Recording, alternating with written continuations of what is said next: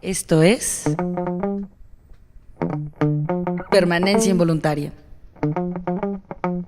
Instrucciones para sobrevivir a la cultura y los espectáculos del nuevo siglo.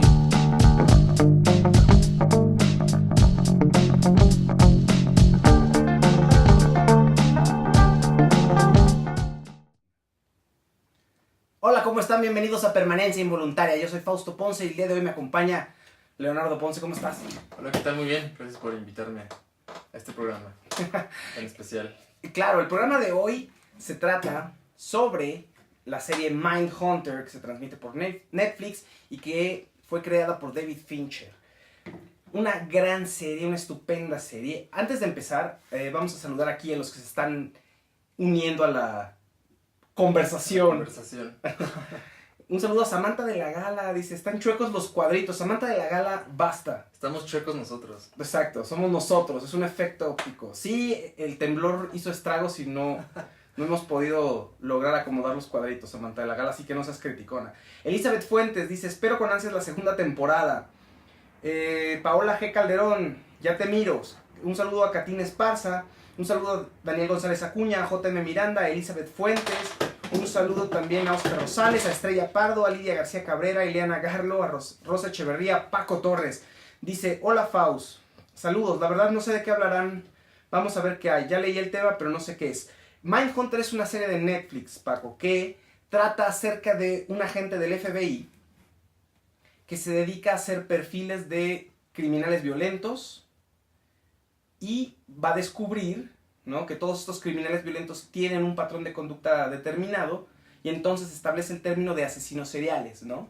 Ajá. Sí, era un momento en el que todo lo que nos parece ahorita normal y todas las historias que hemos leído, para ellos era muy novedoso, ¿no? Tanto que no existía una descripción, o sea, no existía el término asesino serial, justamente, ¿no? Entonces se trata en esta línea como gris en la que operaba la policía, donde no se sabía muy bien de dónde venían, o sea, qué hacía estos criminales, ¿no? ¿Qué los motivaba? Y eso es como justo la investigación que está detrás de la serie.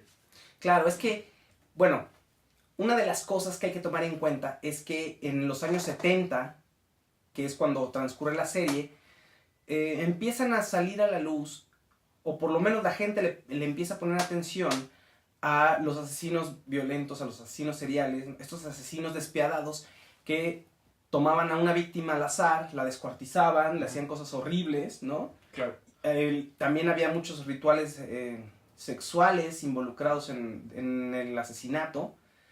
Y la policía descubre que no tiene forma ni herramientas para enfrentar a estos criminales. No sabe por dónde empezar, no sabe por dónde perseguirlos. ¿Por qué? Porque antes, o por lo menos a principios del siglo XX, se usaba que un criminal necesitaba un móvil o un motivo para matar, y usualmente ese móvil era algo muy tangible, o por lo menos algo que todo el mundo sabía.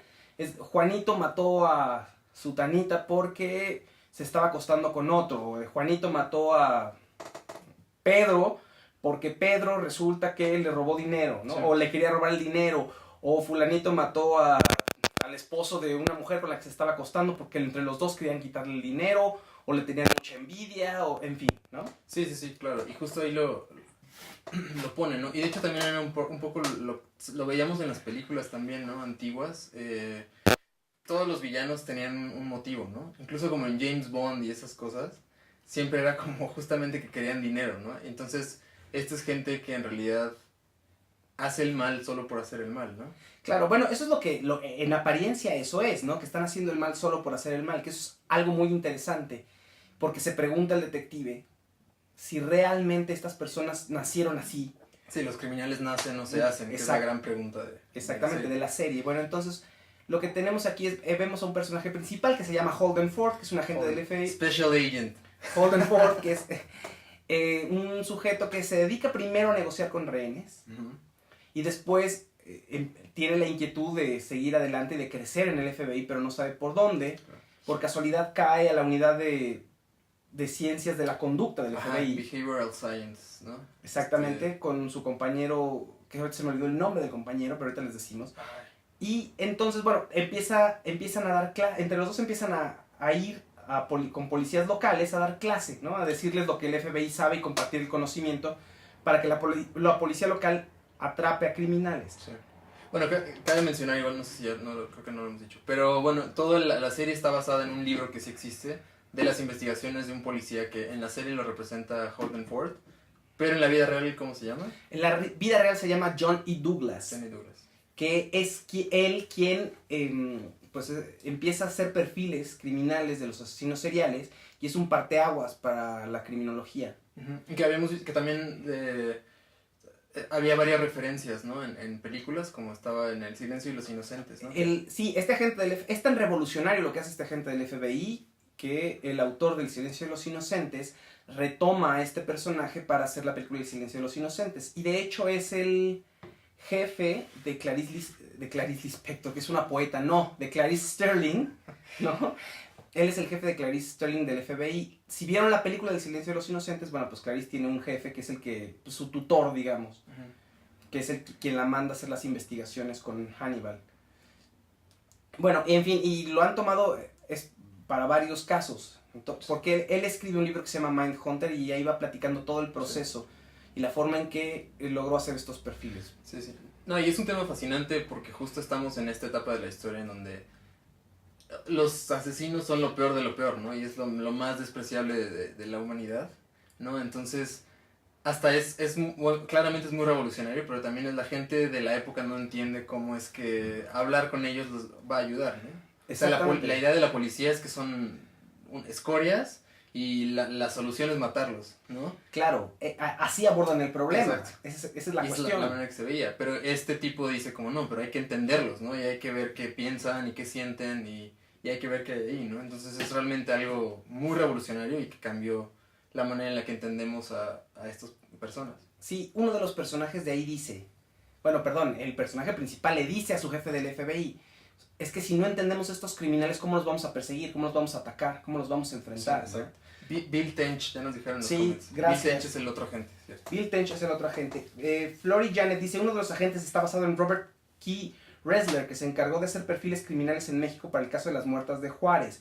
Hola, ese dato no lo sabía, debe ser el otro de los agentes del FBI, porque Johnny Douglas, en la realidad el agente John E. Douglas trabaja con Robert K. Ressler, pero estoy casi seguro que el principal o el motor de toda esta revolución es John E. Douglas. Entonces, bueno, el dato de las muertes de Juárez no lo manejaba, pero muchas gracias.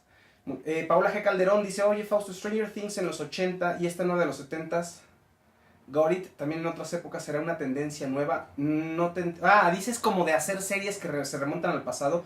No es tendencia nueva. Pues no, porque esta, a pesar, bueno, yo siento que estéticamente, a pesar de que está ambientada en los 70s, la sientes nueva, ¿no? En realidad no, como que hay elementos obviamente que son viejos, pero la estética y demás no se siente como son tratamientos vintage, ¿no? Son tratamientos diferentes.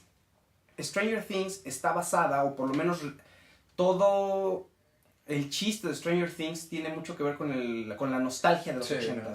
Y aquí no, aquí es otra época. Estamos hablando de una época determinada en la que se tiene que revalorar y revaluar también el concepto que se tiene acerca de los criminales. ¿Quiénes son estas personas? ¿Quién es el que roba? ¿Quién es el que mata? ¿No? Sí, y artísticamente se siente más la hechura de David Fincher, justamente, que está detrás también de House of Cards, ¿no? Que también tiene esta onda como medio dark. Y claramente también la gente que vio, o si no lo han visto y les gustó Mindhunter, vean la película de Zodiaco, de David Fincher, que también justamente habla de el asesino que se hacía llamar Zodiaco, también de los 70s.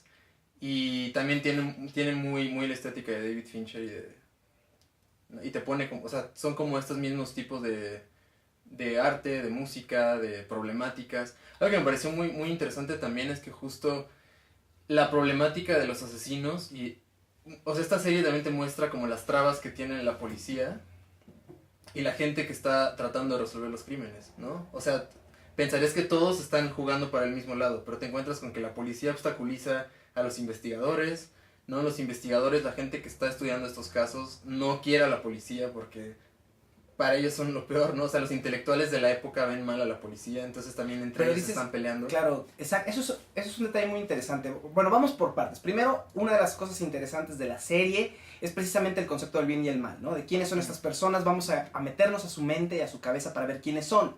Y resulta que todas son víctimas de alguna situación violenta también, que dispara su conducta agresiva. Claro. Evidentemente debe de haber un componente extra, porque si no, entonces todas las víctimas tenderían a hacer esto, o si no, una persona que transgrede, que comete un crimen brutal, un crimen sumamente violento, entonces tendrías que tener compasión por esta persona, y es complicado. Hay una escena en donde están los dos agentes del FBI, ¿no? Bill Tench y y Holden Ford, están platicando con unos policías locales, donde acaba de haber un asesinato espantoso también, ¿no? Y entonces Holden Ford les dice, es que estas personas vivieron violencia y también fueron víctimas, y uno de los detectives se enoja y dice, ¿cómo? O sea, tú me estás diciendo que yo tengo que tener compasión por un loco, ¿no? Por una persona que acaba de matar de una manera atroz a una mujer. Sí, sí. ¿No? Que es muy complicado de entender, es una de las partes interesantes. Sí, pero bueno, ese debate tiene como dos lados. A mí, y justamente es lo más interesante. O sea, salen un chorro de cuestiones en la que te preguntas eso, ¿no? Pero también hay otra escena, justamente que está Holden Ford enseñando a unos policías jóvenes cómo negociar con rehenes, ¿no? Entonces uno se desespera y dice, pero ¿por qué tengo que hablar con ellos y no les disparo, ¿no? Ah, claro, sí. Y entonces Holden como que dice, pero ¿no crees que debería de haber una solución antes de llegar a usar la fuerza, ¿no? Entonces también creo que lo que te enseña también es que sí tienes que actuar un poco desde la compasión, en el sentido de que algo que te ayude a entender o sea, si no entiendes la problemática de por qué se hacen los asesinos seriales, no hay manera de que los puedas combatir y mucho menos erradicar, ¿no? Entonces, bueno, ahí es un debate, sí, pero justo tienes esas dos posturas, o que podrías tú sacar tu propia conclusión. Claro, es muy, muy interesante. Luego, dos, tenemos otra situación que tiene que ver con lo que acabas de decir hace unos minutos antes de que empezara yo a decir cuáles eran los puntos importantes de la serie, y se me acaba de olvidar. ¿Qué dijiste que era? ¿De qué estabas hablando? Que te dije, no, eso está bien, pero nos regresamos un poco. Lo de los intelectuales de la época. Exactamente, todas las situaciones es... porque, perdón, hay un momento en el que el detective principal lo mandan a la escuela, ¿no? Porque claro, quieren, como justo el FBI acepta empezar a escuchar a las voces de los intelectuales, de la gente de las universidades que estaban haciendo investigaciones que tenían que ver con psicología y demás, ¿no? Exactamente, bueno, hay una situación interesante, como dices, son los 70s y resulta que el mundo académico, la gente que está en las universidades, como dice Leonardo, los investigadores, resulta que no quieren a la policía porque lo sienten parte del sistema, que es un sistema represor, ¿no? Son los 60, vamos, están terminando los 60, estamos empezando en los 70. Entonces todavía hay este ambiente de libertad y la onda hippie, que ya está más en decadencia ya para los 70, pero todavía sigue este sentimiento antigobierno. Sí. Entonces es muy curioso porque los intelectuales y los investigadores, los académicos, están exhibiendo un comportamiento sumamente soberbio. Desdeñan a los policías, no solo porque son parte del poder, sino los ven como unos pues, como seres poco inteligentes, tal cual, hay discriminación. Sí, claro. ¿No? Y los policías también se sienten discriminados. Sí, los ven como snobs y discriminan y a todo el nosotros. tiempo es esta onda de, no, eso no es lo que hace la policía, ¿no? O no, eso no es la tarea del FBI, ¿no? Exacto. Como que nosotros hacemos esto y ellos hacen esto. Sí, como mundos separados, y Holden Ford, este agente, lo que dice es tenemos que juntarnos, ¿no? Finalmente lo que importa es ayudar a la sociedad y resolver estos crímenes, que es algo muy importante. Bueno, yo hice tuve que hacer alguna investigación ahí sobre policías, aquí en la Ciudad de México, y en la investigación descubres que es muy complicado unir la teoría con la práctica, de verdad es sumamente complejo. Entonces las áreas de inteligencia tienen muchísima información, pero es un grave problema y un enigma para solucionar y... Claro. Bueno, es complejo, pues, pero tienes que bajar toda esa teoría y toda esa información, la tienes que aterrizar de tal manera que los policías puedan hacer su trabajo. Y es bien difícil, ¿eh? O sea, bajar la teoría a la práctica es sumamente complicado. Entonces entiendo muy bien el dilema de los académicos y de... Bueno, el dilema de los académicos que ya empiezan a trabajar con la policía ahí en la serie, ¿no? Y el dilema de Holden Ford, de cómo le hago para que todo este conocimiento me pueda servir y me pueda ser útil. Sí. No, y es algo que también se ve en las mejores series policíacas, está ese problema de la jurisdicción y de los problemas entre condados, entre policías, entre dependencias. Suceden Zodíacos, estoy pensando en The Wire también, ¿no? Que a veces, muchas veces no es nada más cómo resolvemos el crimen, sino que te encuentras con que hay problemas internos de yo tengo esta información y no te la voy a dar. Es que... Exacto. En la serie pasa esto, ¿no? O sea, que Holden es un tipo que ve más allá, evidentemente, de lo que los demás pueden ver. y se quiere meter en cosas que no le corresponden y todo el tiempo se está dando de topes porque le dicen, no, esto no te corresponde y tú no puedes hacer eso, ¿no? Lo que pasa con el maestro en la escuela, que hay una situación ahí con, pues, no se sabe bien, ¿no? Porque tampoco es muy claro, es un poco ambiguo, de un maestro que tiene una onda, puede tirar a como la pederastía, pero no está muy claro. Ahorita platicamos ese detalle que está bastante interesante, porque también tiene mucho que ver con toda la parte psicológica, pero nada más para afinar rápido lo que estabas comentando, tienes muchas partes y muchos actores involucrados. Dentro de la policía hay muchos celos. ¿Por qué? Porque una unidad de policía no comparte información con otra unidad de policía. Luego tienes la policía, cuando atrapa a alguien tiene que llevar el caso a un fiscal, entonces ya tienes al poder judicial ahí involucrado y también hay rivalidades. Entonces aquí tienes la parte académica, la policía, la parte legal y algunas cosas de política, ¿no? Porque hay momentos en que empiezan a hacer justicia con elementos políticos. Es decir, a esta persona la vamos a meter a la cárcel, lo vamos a juzgar porque es bueno para el partido en el poder, por ejemplo, ¿no? Sí, sí, sí. Que eso es muy claro. Y bueno, otro detalle importante es dónde están, no la normalidad, pero sí en qué momento no debes de tener compasión por estos sujetos, que es algo muy importante. Y lo podemos ver en el caso que estabas mencionando. Resulta que hay un director de escuela que le hace cosquillas a los niños como castigo y además cuando terminan, si se dejan y aguantan el castigo, digamos, les regala una moneda. Los niños van muy bien en la escuela y no reportan signos signos de depresión, de ser introvertidos, en apariencia, ¿no? Pero sí resulta que llevan muy buenas calificaciones. Uh-huh. Los papás no saben bien qué hacer porque dicen, no quiero que toque a mi hijo y sé que está mal, pero de alguna manera mi hijo pues le va bien en la escuela y no lo veo con problemas. ¿Qué hacemos? Le dicen al del FBI. Y el del FBI encuentra, pues sí, que el director tiene un patrón de conducta que puede agravarse y puede terminar en acoso sexual. Sí. Pero no puede asegurarlo tampoco. Claro. Pero también es eso, justo lo que platicábamos también después al respecto de eso es como... Y lo que es muy interesante es que justo o sea, ahorita, todas estas problemáticas con nuestro pensamiento del siglo XXI, hay cosas que son inaceptables hoy en día, ¿no? Y lo hablábamos, o sea, si en una escuela el director le hace cosquillas a tu hijo, eso no puede pasar, o sea, hoy día no hay manera de que eso sea aceptable. No, totalmente. ¿No? Más allá de si le quería hacer algo o no, o sea, hay cosas que ya de plano no pueden pasar porque ya... hemos estudiado eso, ¿no? Y lo interesante es que aquí justo es como el nacimiento de estas preguntas que antes la gente no se hacía, ¿no? Y empezar a investigar como este tipo de conductas y situaciones que antes la gente pues asumía como normales. Exacto, que eso es muy interesante de la serie, que viene un cambio importante en la forma en que vemos a los criminales y en la que los tratamos. Bueno, vamos a seguir. Un saludo a Felipe García, un saludo a Angélica Zamarrón y un saludo a Alma Lazo. Dice, saludos a los dos, la serie es excelente, de las mejores que he visto. Un saludo a Leo Trejo, un saludo a Ellis House de Cerezo. Me da miedo esta serie. Jazmín González, un saludo a José Manuel Alemán, un saludo a Marcela Eg. Flori Janet dice, la forma en la que Holden usa algo como la empatía con esos asesinos me recordó mucho a Capote y a Sangre Fría. Claro, sí. Sí, la empatía, digamos, para establecer... la técnica que usa Holden para establecer empatía es una técnica de entrevistador. Sí, justo yo estoy releyendo a Sangre Fría en estos momentos y estaba pensando en eso. Creo que sí entiendo por dónde va, porque sí, justo también a Sangre Fría te da las dos perspectivas. O sea, es el crimen horrendo que cometen estas dos personas, pero al mismo tiempo te cuenta su historia como los personajes principales, ¿no? Entonces, no es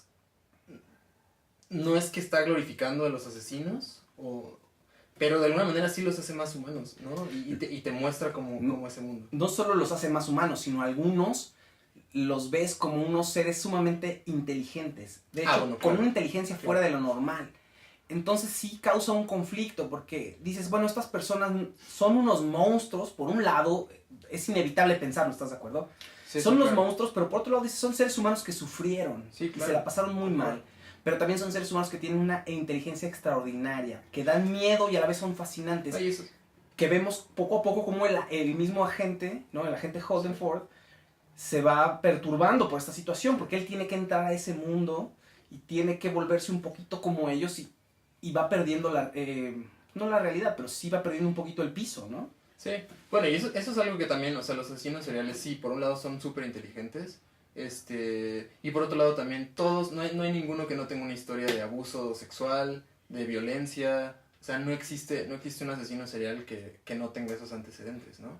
Y bueno, volviendo un poco, en la serie hay un asesino, por cierto, además todos los actores que hacen de asesinos son geniales, ¿no? Y son actuaciones brutales y terroríficas. Hay uno de los asesinos que se llama Ed Kemper, que sale ahí en la serie y es un asesino que existió en Estados Unidos. No sé si ya murió, pero bueno, el caso es de que si ustedes ven un video real de Ed Kemper y después ven la serie, el actor hizo un trabajo espectacular. Sí, no, está brutal. Parece que realmente estás viendo a Ed Kemper ahí, ¿no?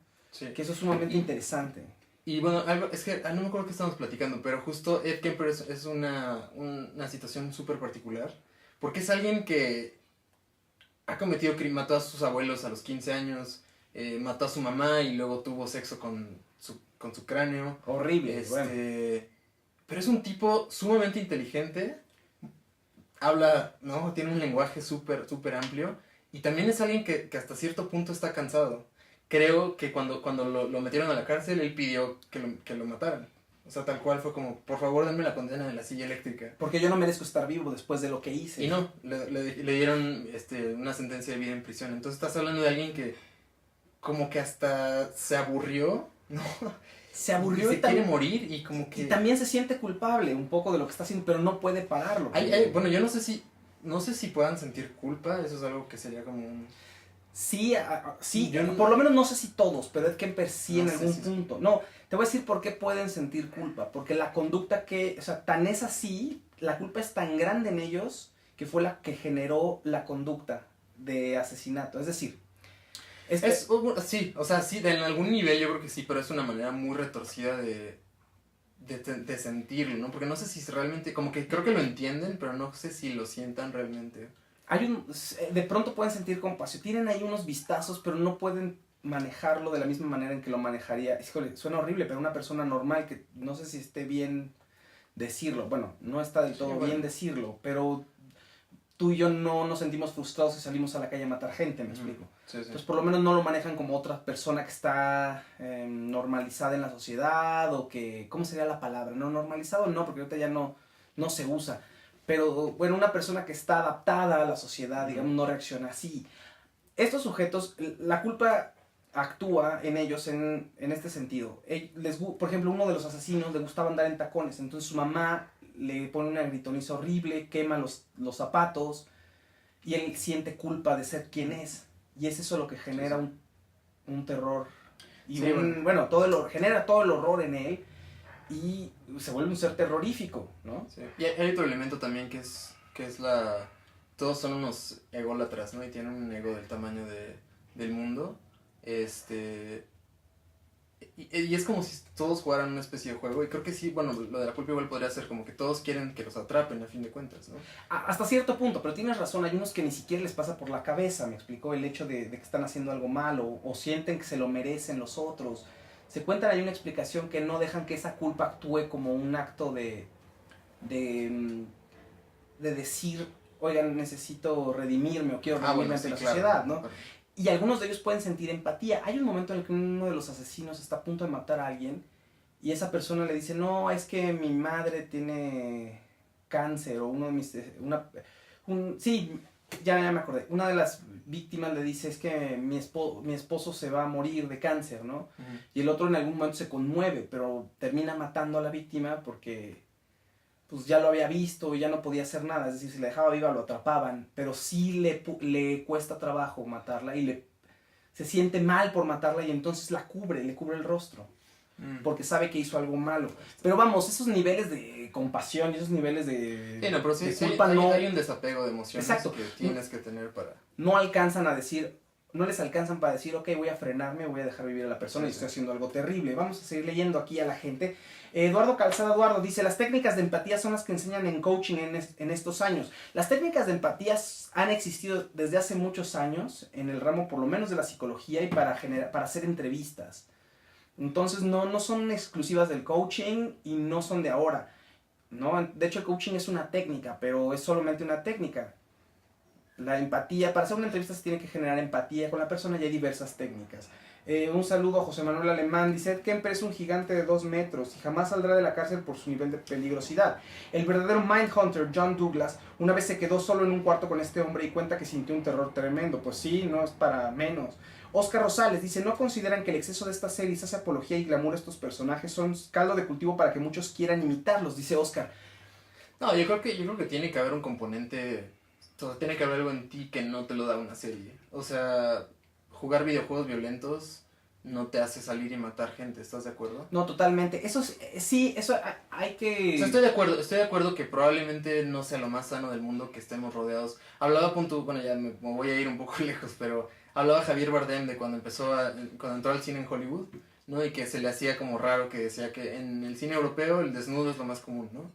Pero en el cine gringo lo más común es que saques un arma y le dispares y veas violencia explícita en la pantalla y es lo más normalizado del mundo, ¿no? Y hasta cierto punto sí te puedes preguntar como qué hemos hecho para que veamos tanta violencia, ¿no? Claro. En la pantalla, y probablemente no creo que sea lo más sano, pero yo tampoco creo que ver películas de asesinos seriales te haga asesino serial. No creo. necesariamente, Oscar. Y además aquí lo que te están diciendo es que el crimen no paga y que estar cerca de estas personas es algo tóxico. O sea, sí hay por ahí un análisis muy importante acerca de la maldad. Y creo que la diferencia entre hacer apología de la violencia de manera gratuita, como las series de narcos para vender, ¿no? O una película hueca y vacía, con respecto a una película o a una serie como Mindhunter, es el propósito, ¿no? Mindhunter sí está dejando preguntas en el aire acerca de la maldad de los seres humanos y cómo debes verlos, cómo debes tratarlos. Sí, y la reflexión que a ti te inspire, ¿no? O sea, porque para mí lo que yo saco también es como... Yo sí creo que tienes que ver el conflicto como una cosa global. Cuando le pregunta el policía, entonces tenemos que sentirnos mal, yo creo que sí. O sea, yo creo que sí te tienes que sentir mal porque ese niño en algún momento ese asesino serial que mató a tanta gente, en algún momento fue un niño abusado, fue un niño que violaron cuando tenía 8 años y que su papá le pegaba. Entonces, si no lo entiendes de ese modo y nada más es decir, ese es malo y ese hay que matarlo, jamás vas a poder cambiar algo. Claro, porque además, después de eso podrías empezar a juzgar a todo el mundo y a quitarle la oportunidad de cambio a otro tipo de personas, Sí, que cometen crímenes menos violentos y que sí tienen posibilidad de salvación, ¿no? Sí. Y entonces también les empieza a quitar la posibilidad de salvación por estigmatizarlos. Y que también es parte del mundo, o sea... Es decir, Tienes que verlo como es, ¿no? Existen estos tipos de individuos que matan gente y no tienen, no sienten nada al hacerlo y es parte del mundo, entonces tienes que lidiar con eso, ¿no? Y tienes que entenderlo y tienes que tienes que analizarlo para poder, pues llegar a una solución o mejorar el mundo, ¿no? Pero o sea, tú dijiste una cosa muy interesante, que es cierto, o sea, tienes que ver a estas personas, entenderlos como seres humanos para poder cambiar algo. Te digo, insisto, eso es muy importante, porque si no, entonces, una persona que roba, por ejemplo, un pan porque tiene hambre, de un momento a otro puedes convertirlo o ponerlo en una misma canasta que una persona que violó y asesinó a una mujer y la descuartizó. Sí. Entonces, esta persona que violó a una mujer y la descuartizó probablemente no tenga una solución en el sentido de que a lo mejor nunca se va a dar cuenta de lo que hizo, entonces no se puede reinsertar en la sociedad. Pero la persona que robó un pan, por ejemplo, sí. Entonces es muy importante no juzgar a las personas de manera tajante. Por eso es importante ver cada caso, ¿no? Y entenderlos. Sí. No, y en el fondo de la serie se está preguntando todo esto todo el tiempo, ¿no? O sea, hablan cuando está de pronto llega un nuevo agente a su división y lo están entrevistando, ¿no? Entonces él dice que es cristiano o católico, ¿no? Y le pregunta, entonces crees en el bien y en el mal, ¿no? O sea, todo el tiempo estamos hablando como que sí. Si crees en un mundo binario de esto está bien, esto está mal, te estás perdiendo en muchas cosas, ¿no? Y no vas a poder lograr entender. Creo que la serie gira en torno a esta idea de que pues no es negro y blanco, sino son... Muchos tonos de gris. Muchas sombras de gris. 50 sombras de gris. José Manuel Alemán dice, hace muchos años tuve mi propio sitio de asesinos seriales. Y leer y empaparse de este tema definitivamente no es recomendable. A la larga te deprime y provoca sentimientos negativos e inseguridad, pero sí es muy interesante. José Manuel Alemán dice, Leonardo, que cómo se llamaba tu sitio. Sí, la verdad es que estar rodeado de esto y estarte empapando de ese tema te empieza a absorber, te empiezas a volver un ser un poco oscuro. Sí, y alguien que preguntaba, ¿no? Hace rato que si estas series no alimentaban esta onda. Dijimos que no. Pero sí estoy de acuerdo con lo que dicen acá. Estar expuesto a eso diario claramente no debe ser algo muy saludable y tampoco creo que te haga mucho bien mentalmente, ¿no? Que es lo que vemos que le pasa al personaje principal eventualmente. Exacto. Y al personaje real también le llega a pasar. Dice que en algún momento él no puede dejar de pensar en asesinatos y que incluso... No, pues no, y incluso cuando sale con su hija a pasear al parque, todo el tiempo está pensando, bueno, ¿y qué pasa si ahorita se la llevan o Sí. no vayan a llevársela, entonces la van a descuartizar, como los 3 casos que tengo en mi escritorio ahorita mismo? Sí. Y bueno, algo que juega súper bien con esto es otra película, la de Zodíaco de David Fincher, si no la han visto, véanla, porque justamente está también basada en una historia real, pero está basada en un libro que escribió un cuate que era caricaturista en el San Francisco Chronicle, y entonces él se obsesiona tanto con el asesino de Zodíaco que estaba en ese momento, que empieza a juntar todos los recortes de periódicos. Entonces, en realidad la película sí es sobre el asesino, pero en realidad es sobre esta obsesión de este tipo, que se empieza a volver loco un poco como lo que le pasa a Holden, ¿no? Entonces sí, claramente estar expuesto a eso te va a fregar, ¿no? Claro, mira, hace poco entrevisté a un escritor mexicano que tiene un libro que se llama Terribilísimos Crímenes de la Ciudad de México. Ahorita les digo el título exacto, y porque ese libro se reeditó y tiene un nombre distinto, pero es algo así como Terribles Crímenes de la Ciudad de México. Agustín Sánchez González se llama el autor, y lo que decía es que una sociedad se puede entender en parte por el tipo de asesinatos que ves en los periódicos de nota roja. Entonces lo que él hizo es que empezó a recopilar asesinatos de México del siglo XIX, ¿no? Y qué tipo de asesinatos eran. Hay por ahí un asesino serial que se llama el Chalequero, un asesino serial mexicano, y hay muchos crímenes que son, híjole, bueno, es gente que está tratando como de llamar la atención, tratando de sobresalir. Es un México independiente que está apenas encontrando una personalidad, entonces son crímenes muy particulares. Y él le explicaba, ya ahorita los crímenes que tenemos son crímenes que son colectivos, son, ¿no? Por ejemplo, muertes de Juárez, feminicidios, los narcos que empiezan a balear a muchas personas y las dejan tiradas ahí en el camino, por ejemplo, ¿no? Son asesinatos pues, múltiples. Son diferentes asesinatos los que tenemos ahorita en México contemporáneo que el que teníamos hace 100 años. Y lo que ocurre en la serie de Mindhunter es precisamente eso. Los 70s es una época de cambio en la que ya no vemos los mismos asesinatos. En algún momento, el verdadero agente del FBI, John Douglas, dice, no creo que los asesinos seriales sean nuevos o propios del siglo XX, dice, pero por lo menos en esta época, cuando yo estaba en la policía, el foco de atención estaba puesto en ellos. ¿No? Es decir, no se veían tanto como antes, o por lo menos no los queríamos ver, o no nos habíamos dado cuenta que estaban ahí, ¿no? Sí, hay otra cosa que también es interesante, que creo que no hemos hablado, y que todos los asesinos seriales también hay un componente sexual, o sea, siempre.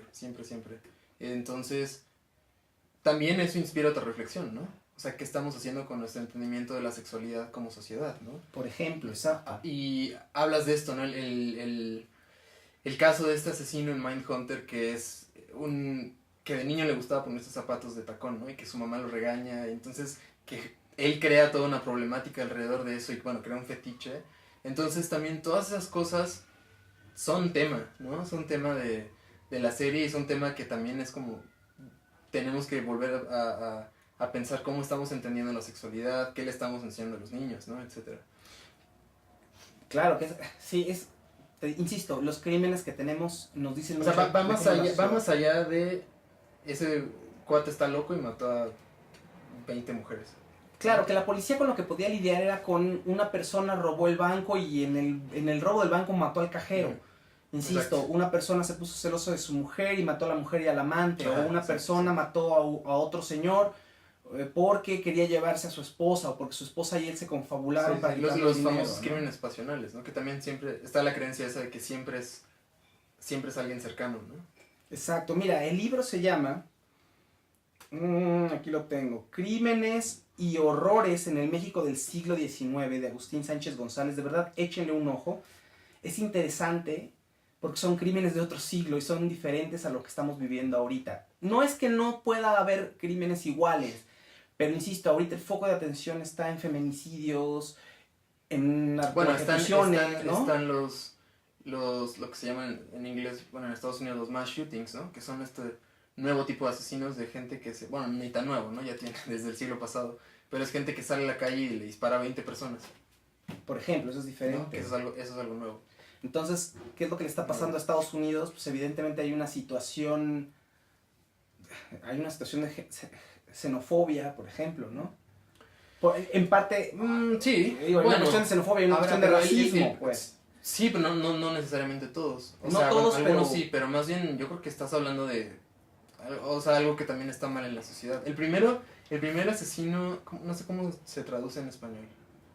Asesinos, bueno, en masa. Asesinos, El sí. primero fue en la Universidad de Texas, creo que fue en los 50s, en Estados Unidos, que es este que se sube a una torre con un rifle y le empieza a disparar a la gente. Al campus, que hay un documental. Hay un documental muy bueno en Netflix que se llama Tower, se llama, buenísimo. Está súper padre. Que es como animado. Es una recreación de lo que pasó. Exacto, es un documental animado, está excelente ese documental. Definitivamente. Estaba buscando, tú habías preguntado asesinos seriales en México. Bueno, el chalequero es uno de ellos. Yo encontré algunos en Latinoamérica. Hay varios. Hay varios. El petiso orejudo es un argentino también. En México hay bastantes. Hemos puesto varios en el sitio de Sinaliento. En la página de Facebook hay varios asesinos seriales mexicanos. Pero bueno, ahorita los comentamos. ¿Qué otra cosa está interesante en la serie? Bueno, es una serie que todo es diálogo, que es impresionante cómo te mantiene enganchado con puro diálogo. Sí, a pesar de que es una serie policíaca, no hay ninguna pistola. Bueno, en la primera escena, ¿no? Hay una pistola. Creo que no vuelves a escuchar un disparo en toda la temporada. Y prácticamente no hay mucha agresión, no hay mucha persecución, ¿no? Todo es hablar y hablar. Que también eso es... hay gente que le puede gustar, hay gente que no. A mí me encantan ese tipo de series en las que no es tan evidente, ¿no? Pero hay gente que sí se podría llegar a aburrir porque pues es la policía y como no hay disparos. Hay gente que está acostumbrada a eso, sí. Totalmente, las actuaciones son muy buenas. Las actuaciones son geniales.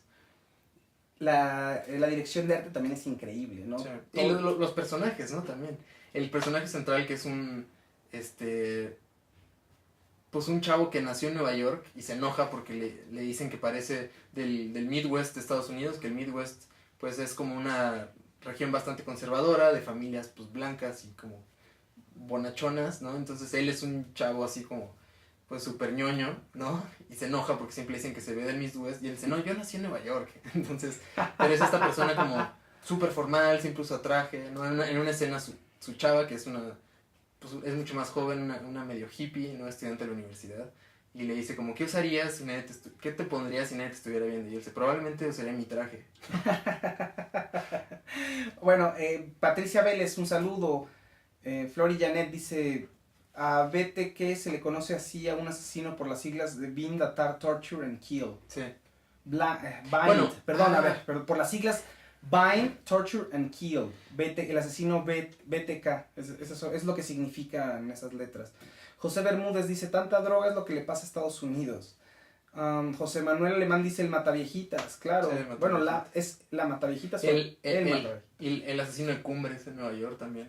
En Monterrey. En Nueva York. José Manuel Alemán dice, en Colombia han aparecido los más prolíficos asesinos seriales de América Latina. Wow. Y hay uno en Brasil, creo que también es muy famoso. Pero en Colombia hay varios. Ixer Delgado Rosales dice, buenas series se basaron en la de Hannibal. No se basaron en la de Hannibal. Al revés, Hannibal se basó un poco en la figura de este agente del FBI para generar la serie. Y el escritor de... ¿Cómo se llama? Jonathan Demme, el escritor del Silencio de los Inocentes. A ver, búscalo. Bueno, insisto, este agente del FBI, Johnny Douglas, sirvió para hacer muchas series, ¿no? O sea, da para mucho. Pero no vieron Hannibal y se basaron en eso, al contrario. O sea, el agente del FBI, Johnny Douglas, que escribió Mindhunter precisamente, es de quien se han basado en muchas series y películas. Akemi Oinak dice, voy en el episodio 6, está buena la serie, nada ha aprendido Estados Unidos desde Columbine. Leí que además el número de crímenes en la escuela ha ido en ascenso y no lo contrario. Sí, bueno, nada más que ese tipo de asesinos, por ejemplo... son como dos fenómenos. Exacto, diferentes. Es un fenómeno diferente. Pero sí, o sea, a fin de cuentas sí es la misma sociedad que está generando individuos extremadamente violentos. Pero ahora es otro tipo de asesino, que está interesante. Ahora el foco está en ese tipo de asesinos, como dices tú, en el que están en un concierto, en un festival en Las Vegas, y de pronto sale un tipo de un hotel y empieza a dispararles, ¿no? Ricardo Reyes, nacionalismo, religión y xenofobia, problemas que no tienen restricciones en armas de alto poder. Karina Delgado Guante dice, gran tema, gracias por todas las recomendaciones, series, películas, libros y documentales. Rosario Segura Martínez dice, hubo una serie en Discovery Channel que hablaba de este tema. Sin RG, ¿en dónde le están pasando? En Netflix. Le están pasando en Netflix. Un saludo por ahí. Un saludo a Montserrat Pérez y a Lidia García, que están ahí conectadísimas. Un saludo a Elizabeth Fuentes, un saludo a Nena. Un saludo a Peter Armas, me encantas, dice. Saludos desde Guadalajara, saludos Peter. En fin, bueno, una serie estupenda. ¿Estamos de acuerdo? Una serie estupenda que genial, quizá no es... genial. Como Yo es dice, de lo mejor que le he visto a Netflix, ¿eh? yo también es de lo mejor que le he De visto. principio a fin. Porque luego Netflix tiene buenas ideas, pero al tercer, cuarto capítulo es como... No, y luego tiene unas porquerías impresionantes, también. Es una gran serie. Pero es importante que sepan que si están acostumbrados a series de acción o películas de acción, aquí no van a ver acción, es mucho más intriga, es un thriller psicológico que tiene mucho diálogo, entonces no vayan a llegar diciendo, ay, nos recomendaron esta serie y no me gustó porque pues nunca hubo balazos, no. Más o menos ustedes hagan una especie de scouting, ¿no? Para ver si es una serie que les puede gustar. Un saludo también a... ¿A quién más? A Gaby Vega, a Maru Cruz. Bueno, hay una cosa que quiero comentar. Alguien dijo del asesino BTK, ¿no? Que es... Bueno, no sé si ya spoileremos. Pues, pero sale en los primeros capítulos. Hay algo ahí. No sé si... No sabes quién Bueno. es, pero es un tipo que está ahí... Sí. Usualmente en las primeras escenas de todos los capítulos sale, ¿no? Sí, ahí es un guiño a un asesino, que es el que comentaban. Que es el asesino BTK. Ajá, Dennis Rader se llama. Exactamente, pero seguramente sabremos quién es en la segunda temporada, ¿no? Ujú. Pero bueno, una de las mejores series, un tema apasionante sin duda. Yo soy muy fan de los perfiles criminalistas, ¿no? Sí. Bueno, criminólogos más bien, Sí, ¿no? sí.